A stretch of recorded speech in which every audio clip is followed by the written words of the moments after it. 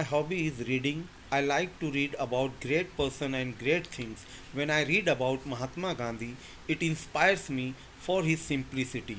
Akbar's human outlook teaches me humanity. I spend a lot of time in reading. I have a collection of good books.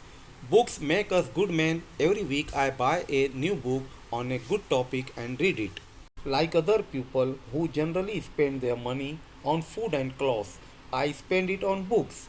Everybody should cultivate the habit of reading. I enjoy my hobby. Thanks. The computer.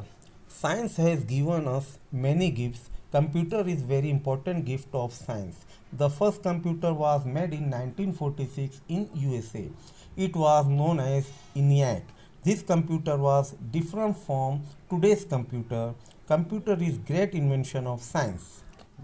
It has made life comfortable and easy. It is used in every field. It is a multi-purpose machine. It calculates. It is a design maker. It is a typewriter. It is a singer.